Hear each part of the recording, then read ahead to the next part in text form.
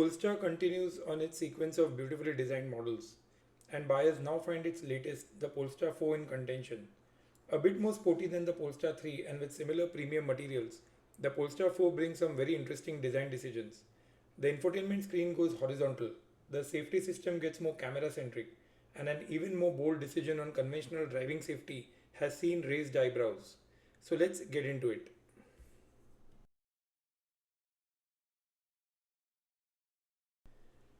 The Polestar 4 has a split blade headlight design. On top are the daytime running lights and the turn signals with the headlights down below. Unlike the Polestar 2 and 3, the 4 does not present the active safety panel in the front prominently. The approach to safety seems to be increasingly driven by cameras as mentioned. It will have 11 cameras with 2 of them on the side view mirror, one each on the front quarter panel pointing towards the lanes, 3 behind the windshield, one right in front under the front hood, and 2 right behind performing an interesting function that we'll talk about in a bit. It will still have a radar sensor and multiple ultrasonic sensors all around. That will make users happy when it comes to autonomous braking in particular. That's a relief, and those sensors are important. Though the Polestar 4 is designed like a coupe SUV, its longish appearance makes it look like a sedan. It surely has 6.5 inches or nearly 1.5 inch of lesser ground clearance than the Polestar 3. A long light bar runs across the rear with amber turn signals, and most significantly, it has no rear window. This is the big one in the car. The safety side of that is addressed with those 2 cameras we spoke of earlier. They stream the visuals straight onto the rear mirror. That camera is placed immaculately to continue to relay visuals even when the hatch is open. That's nerdy smart. This could obviously be polarizing but also brings significant pros and cons. Removing the rear glass adds to the structural resilience and improves the sound in the cabin, as I would think. An enormous glass roof runs across the Polestar 4 with the option for an electrochromatic roof as well. The Polestar 4 has a 15.4 inches horizontal center display with full support for wireless Apple CarPlay, larger than the 14.5 inches in the Polestar 3. The door and the dash has fabric inserts and plenty of soft touch material all across. The overall design here appears to have been simplified in terms of the curves presented on the surface and show the costs thus optimized in comparison to the Polestar 3. You can view our impressions of the Polestar 3 here or in the description. The Polestar 4 has a regular spring suspension and lower curb weight than the Polestar 3. I would certainly expect better EV efficiency with it. All of them put together surely make an extremely comfortable vehicle. The vents run across the dash and larger ones work under the center display. The center console has the wireless charging mats, a sliding cover over the cup holders, a round knob for the infotainment system, along with more storage beneath the center console as well. The seats look a bit narrower than the Polestar 3, but those could just be my feeling, though they carry the same premium feel as the rest of the dash. It has height adjustable seat belts and a fixed height headrest.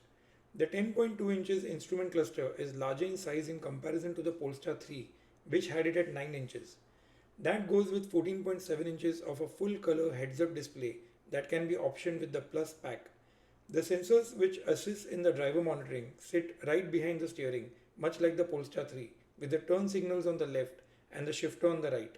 Not implying here that the 2 cars compare with one another's use case, but because the Polestar 3 simply happens to be the last car we checked from Polestar. The Polestar 4 promises a LiDAR upgrade in the future, and that could enable an eyes-off-the-road driver assistance system, in addition to a hands-free one. The steering wheel has touch buttons on the sides and is placed over a comfortable driver's seat with plenty of adjustable options. The rear seats are well reclined over a relatively flat floor, making it very comfortable for the rear passengers. The legroom numbers are calculated differently by different makers and don't make a perfect variable for comparison.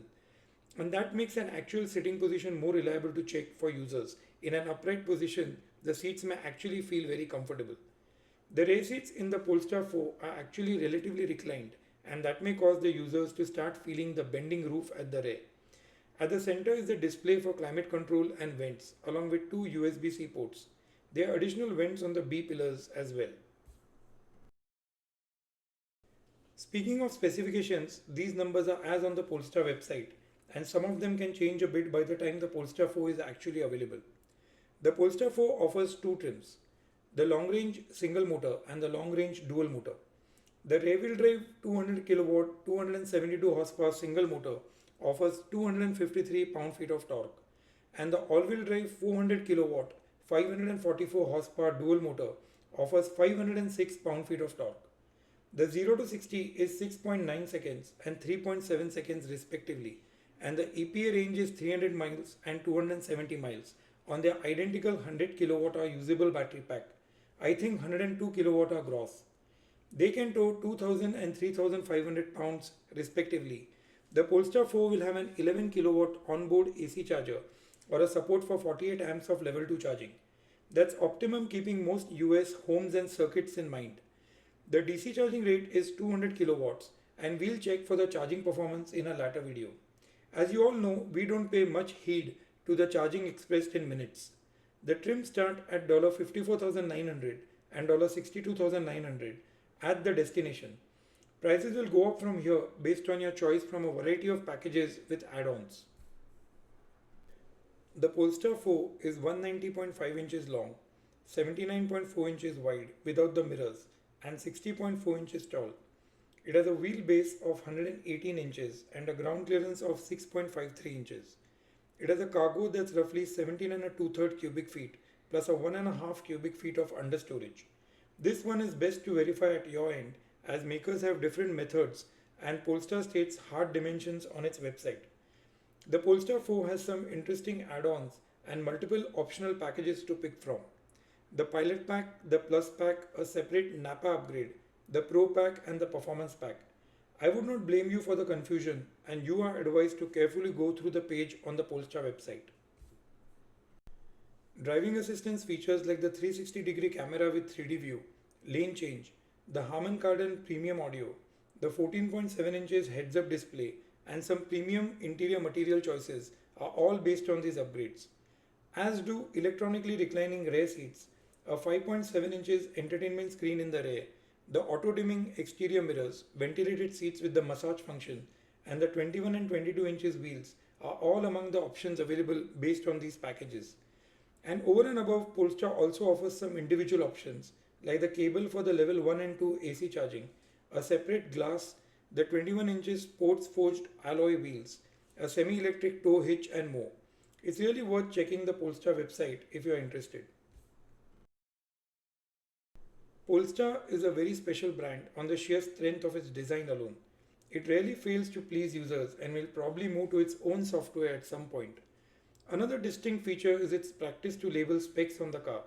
It's a part of the design language for Polestar to state key numbers like battery size or other dynamics in different places on the car. This may or may not be to the liking of people, but by now is sort of becoming like a brand signature. We are still unaware of the time when it will receive the NACS adapter or get its own native NACS port. Its fulfillment of all the conditions to qualify for the US federal tax credit too is an evolving factor for us. And we will love to hear from you in the comments if you know more. Polestar generally announces cars way ahead of its actual availability, at least in the US, and plenty that we have seen so far could actually change when the car is actually available here. But never the same, these impressions make a broad picture of what's on offer. Users have had a much better up close with the Polestar 3 and 4 in Europe. It's also worth checking those experiences. If you would like to see our video on our full impressions of the 2024 Tesla Model X, check that video here. See you in the next one.